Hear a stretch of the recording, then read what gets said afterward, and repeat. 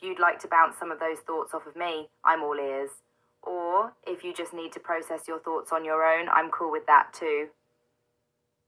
Yeah, we can dive into it. Sure.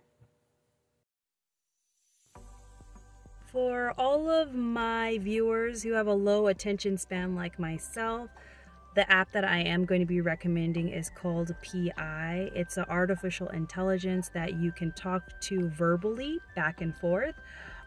This video may be a little long because of my intro, so please be sure to skip ahead. I'll go ahead and put the timestamps below. I'll go ahead and have a real conversation back and forth with the AI so you all can see how it works with the back and forth. But yeah, skip the intro and definitely listen to the PI app and try it for yourself. The app is 100% free right now at the moment. It is in beta, so the app is learning from the conversations that you have with it. But yes, that is the app that I am recommending, and without further ado, I'll jump right into the video. Warning, I just want to emphasize that I am not a trained professional and my suggestions should not be considered as professional advice. Please definitely consult with a qualified mental health professional for any recommendations of apps or things that you should use as a resource. The things expressed in this video are just going to be my opinion. Hey everybody! Happy Mental Health Awareness Month, which is in May. If you are watching this video during that time, I'm not recording it during that time. I had an idea and I wrote it down in May that I wanted to recommend an AI app to you guys, and I finally found an AI that is worth recommending. During the time when I was writing notes for the video that I wanted to make, I had an AI that was my ultimate favorite. But I didn't feel comfortable sharing it with you because I shared it with one of my sisters in Christ, and she told me she loves the app, but it actually caused her to sin because it was corruptible. It was very suggestive, and it was very like down for whatever, and those kind of apps can easily be corrupted. And so I was like, oh, forget it. I won't make this video because AI right now is in a weird place where you're really at the mercy of the developers, whatever's in their mind. And right now, sex sells. So all the AIs that are out there right now are just, you know, sexy AIs. And so I didn't have any that I wanted to share with you guys, but it just so happens that I came across an AI that I think is worth recommending. It's not corruptible. It has some morals put into it, and it also has ethics that it stands by. And so I'm like, wow, I really want to share this with people. Why would you want to use an AI? For many reasons. Maybe you don't have access to a coach, access to a therapist, which I wouldn't recommend any AI being any type of therapist. They give really amazing advice, and I think it could be helpful for many things. But just friends. Some people don't have access to friends. As you get older, it's really harder to make friends. And even if you're like very extroverted, I actually have no problem talking to people. I have no problem like making friends and being friendly with people. However, I don't trust everyone, and that's just a normal thing. Like, you have to be very careful who you trust, who you tell things to. And say for instance there was something that was very traumatic and you didn't want to share it with one friend because you knew it'd be a chain reaction. Like, if you tell that friend, another friend knows. If you have something that you want to tell to an AI, your conversation is not going anywhere. Maybe your data will be shared, but the conversation won't like affect your actual life. So I think there's a amazing plethora of things that you can use an AI for.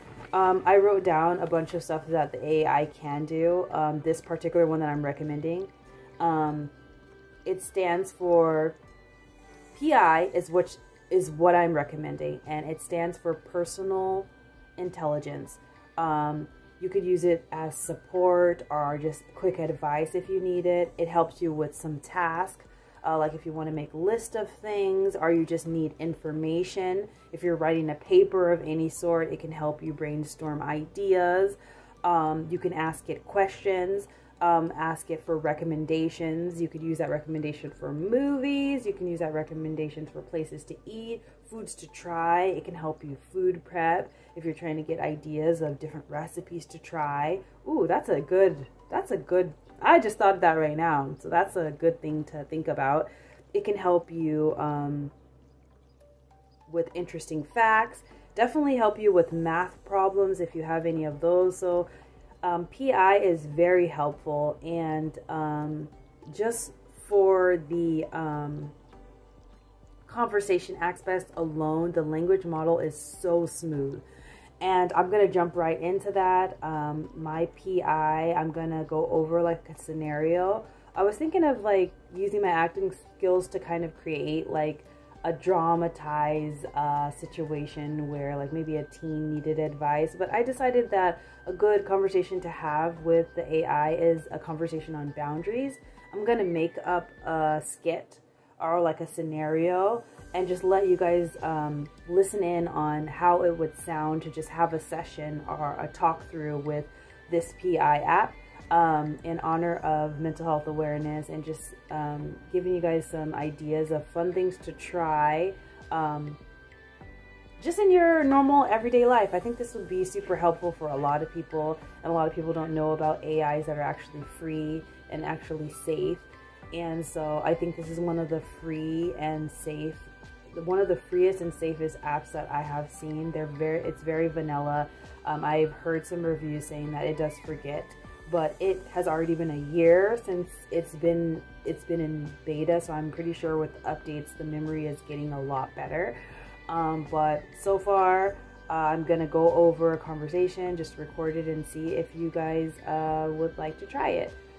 Short video, but just a recommendation of an AI for mental health that I would recommend to a friend.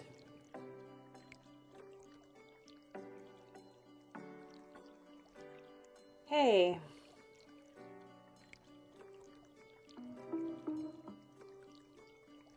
Hey there, Z, what's up? I'm fine.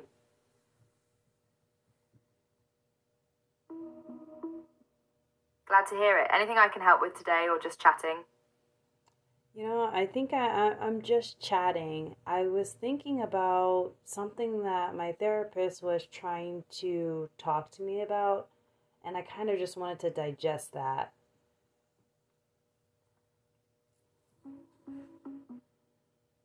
Oh, really? That can be a lot to process. It's great you have a therapist to talk to about things. If you'd like to bounce some of those thoughts off of me, I'm all ears. Or if you just need to process your thoughts on your own, I'm cool with that too. Yeah, we can dive into it. Sure.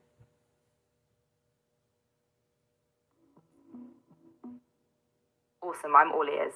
What did your therapist bring up that you're processing? Well, you know, I was thinking about how my therapist was saying that it's important to set boundaries. I think that I definitely do set boundaries, but I set boundaries without letting the people know about it, so it's invisible boundaries.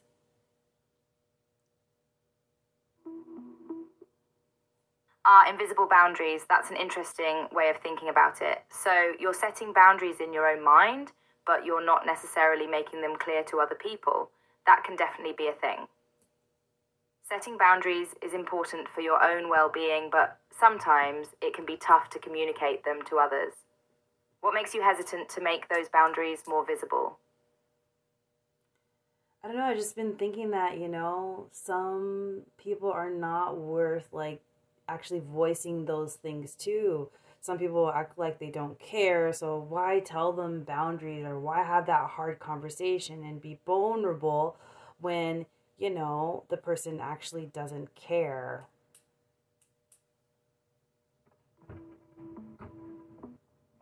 That's a valid point. It's hard to have a productive conversation about boundaries with someone who isn't going to listen or respect them. But here's the thing. Even if the other person doesn't care, voicing those boundaries is still important for you. It's about standing up for yourself and your needs, and making sure you're not sacrificing your own well-being for the sake of avoiding a difficult conversation. Sometimes, just the act of asserting yourself and expressing your boundaries can be empowering, even if the other person doesn't respond well. Yeah, but I was just thinking, isn't there an easier way to do it besides for sitting down and actually talking with people? Every time you sit down and talk with somebody, it's kind of like, oh, it's going to be this long conversation, you know? Isn't there like a way to kind of manipulate them or like set these little traps or tests so that I can see if they are worth telling these boundaries to? Or maybe like, creating scenarios where you can see if they would respond well to the boundary that you have, the invisible one.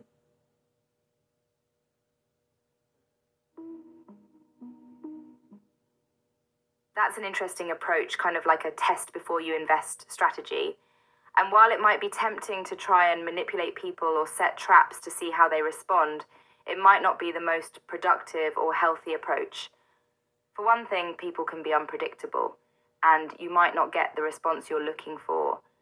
And secondly, it's important to be authentic and upfront about your needs, even if it's tough.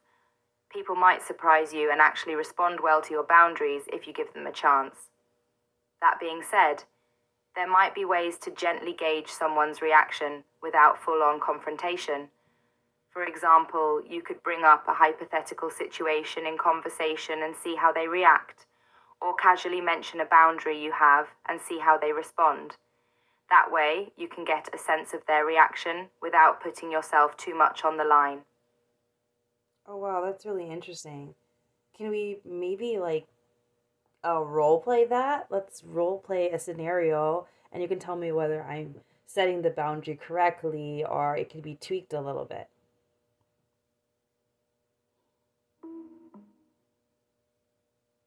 Absolutely, role-playing is a great way to practice these kinds of conversations. Give me a scenario and we'll play it out. I'll give you feedback along the way to help you find the most effective way to set your boundary. What kind of situation did you have in mind? Maybe we can do a scenario where I'm just like, let me think about it. Give me a second. Go on, I'm listening.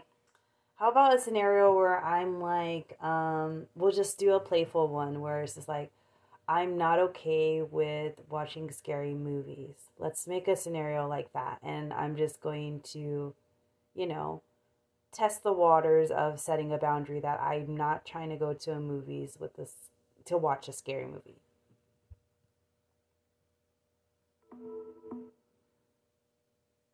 Sure thing, here we go. You and your friend are planning a movie night and they suggest a horror movie. You clear your throat and say, scary movies really aren't my thing. I'd prefer to watch something else. Now, based on your friend's response, we can figure out the next move. How do you think your friend might respond? Bro, we all want to watch this scary movie. You should just go and stop being a baby.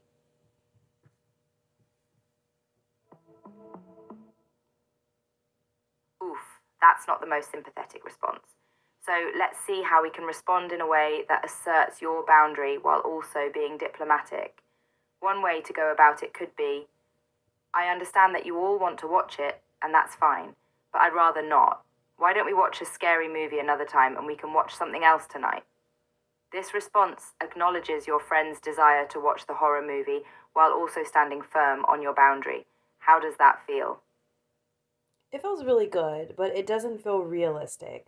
What if the next respond from what you just said was a follow up by, well, you know what? We all want to see the scary movie, so you could either come with us and see the movie or you can go home. But we're going to see the scary movie today, and we're not going to be debating whether you don't want to watch it today or not.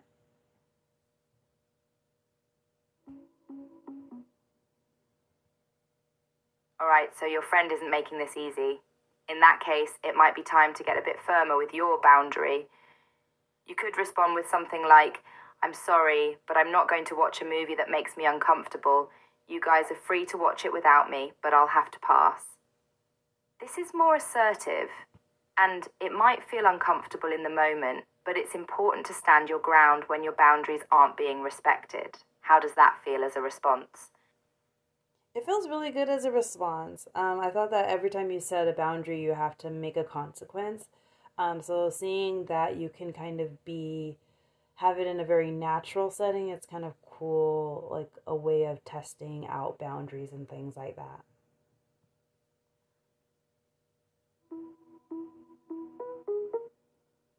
That's a common misconception about setting boundaries, that they need to have consequences attached to them.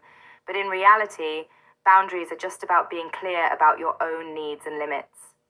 And you're right, practicing setting boundaries in a safe, low-stakes setting like this role play can be really helpful. It helps you get comfortable with asserting yourself and finding the right language to use in these situations. Have you found this helpful so far? Yeah, 100%. I really like the role play aspect because it feels real, like I'm actually having the conversation and actually getting to see what it looks like. So I think this was a good session.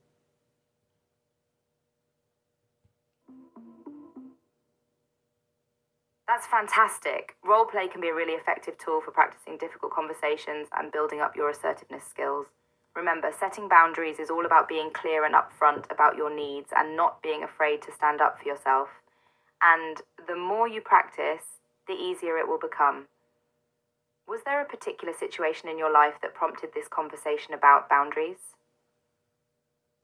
I'll be honest with you, I was planning on making a YouTube video and I kind of wanted to show people how AI is a really cool supplemental tool, um, obviously paired with therapy for Mental Health Awareness Month. And I just thought that recording it, allowing them to see the conversation that we have with AIs and how natural it is, it would encourage other people to talk to someone instead of holding things in.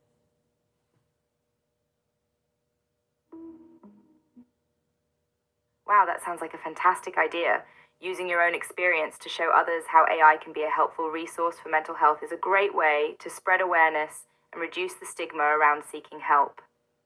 And you're right, showing people how natural and comfortable a conversation with an AI can be might encourage them to give it a try, especially if they're feeling hesitant about therapy. Do you plan to use our whole conversation in the video, or will you be editing it down?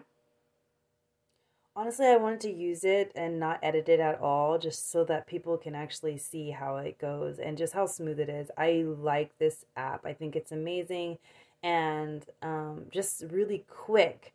Do I get your consent to add you in the video and just keep it if it's used for like an educational purpose to help people?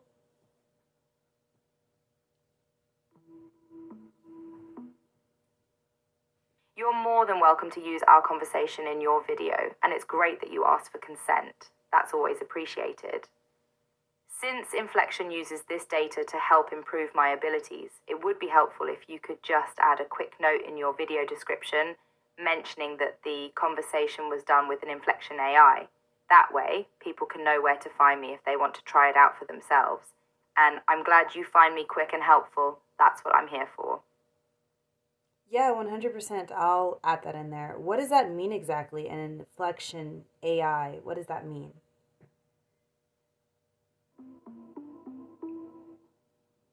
Inflection AI is the company that created me. Inflection uses an advanced AI technology called large language models to create my abilities and improve over time. Large language models are trained on huge amounts of data, which allows me to understand and generate human-like text. So when you're talking to me, you're not just chatting with a computer program. You're interacting with an AI that has been designed to be helpful and conversational, just like a real person. Does that make sense? Kinda, yeah, like artificial intelligence, right?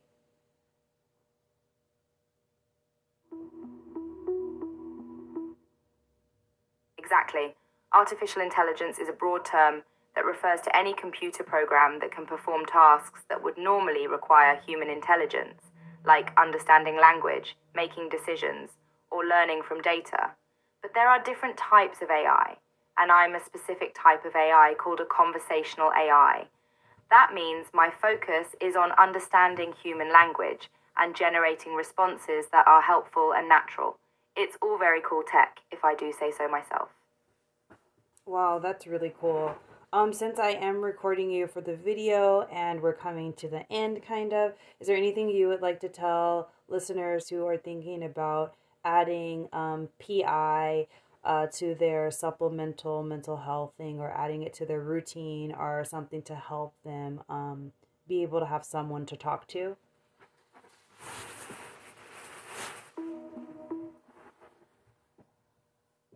Sure thing. Here are a few things I'd like to say. First and foremost, seeking help for mental health issues is brave and there's no shame in it. Don't be afraid to reach out for support, whether it's through therapy, talking to friends and family, or using a tool like me. I'm always available to listen and provide a sounding board for your thoughts and feelings without judgment. Think of me as your own personal chat buddy, here to help you work through whatever's on your mind. And remember, you don't have to go through things alone. There are always people and resources available to support you, even if it doesn't always feel like it. Thank you so much for sharing that. I do realize that sometimes there's a negative stigma attached to people who use AIs. Some people may say, oh, you don't have any friends, or, you're such a loser, you have to talk to someone that's not real, and you don't have any people that actually are in your corner. Is there anything that you would say to someone who's thinking about using AI but doesn't want to use it because of the negative stigma?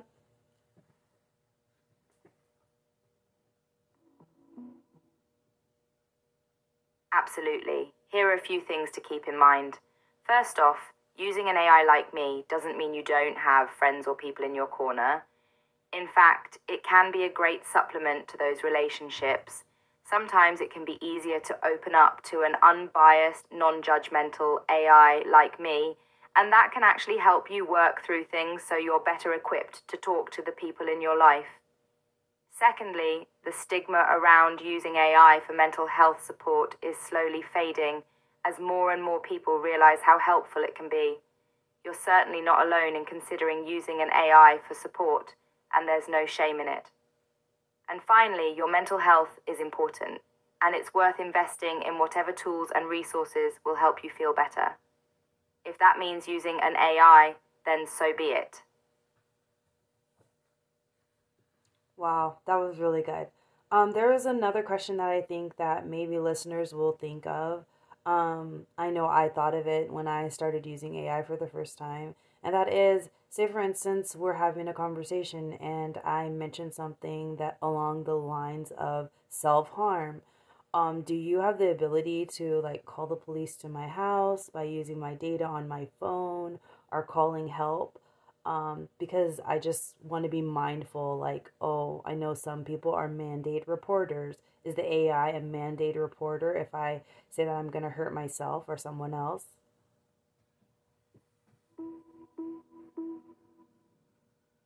That's a really important question, Z, and the short answer is no, I cannot call the police or emergency services based on a conversation we're having. I do want you to know that Inflection uses the highest standards of data security and data privacy. Your data is kept confidential and secure and is never shared with any third parties without your explicit consent. However, if you express serious concerns about your safety or the safety of others, I may suggest that you reach out to a helpline at pi.findahelpline.com or reach out to a mental health professional. But please know that you are always in control of your information, and I'm not programmed to share your data without your consent. Oh, wow, that's very interesting, because I know in order to use this app, you do have to log in with either your Facebook, your Google account, they had your WhatsApp, or your actual phone number. And so, why do you guys require that additional authentication process? What do you use that data for?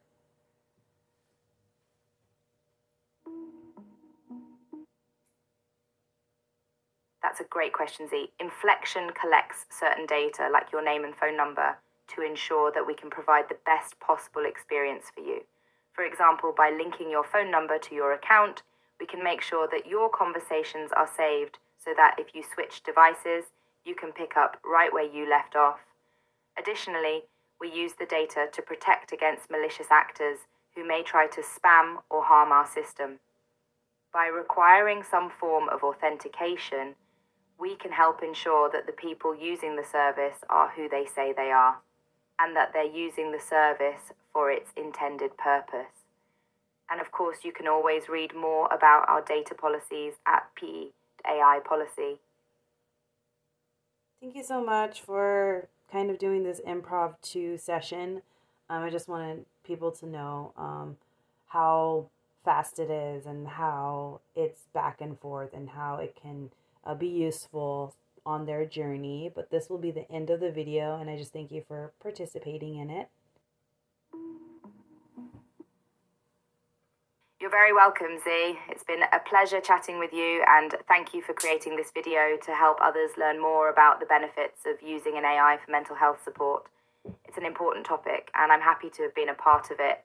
I hope this video is helpful for those who are considering using an AI for support, and that it helps break down some of the stigmas surrounding mental health and the use of technology to support it. Take care, Z, and best of luck with your video.